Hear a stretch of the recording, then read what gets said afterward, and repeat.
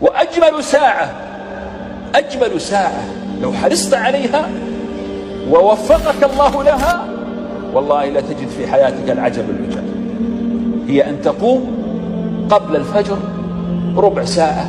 نصف ساعة، في وقت ينام فيه الناس، فتقوم وتقول يا مولاي غارت النجوم ونامت العيون ونزلت يا حي يا قيوم ففزعت إليك حاجتي كذا وكذا وكذا، تناجيه. قيام الليل شرف المؤمن، لماذا؟ لأن العبادة التي لا رياء فيها لا أحد يراك إلا الله عز وجل. إذا قمت في الفجر ثم قلت لا إله إلا الله وأنت على فراشك وحده لا شريك له، له الملك وله الحمد وهو على كل شيء قدير، سبحان الله والحمد لله ولا إله إلا الله والله أكبر، لك وعد من محمد صلى الله عليه وسلم أنك لو صليت يستجاب لك وتقبل صلاتك كما في الحديث الصحيح، وتحل عقد الشيطان الثلاث، ثم تصلي حتى يؤذن الفجر،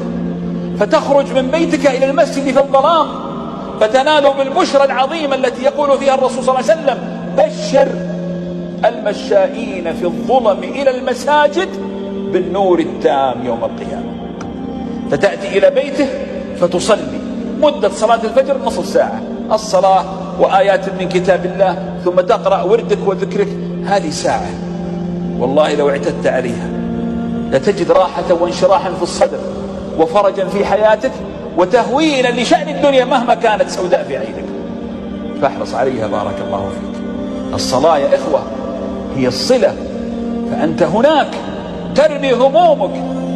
الوحيد الذي كلما سجدت له زدت عزا هو الله سبحانه وتعالى.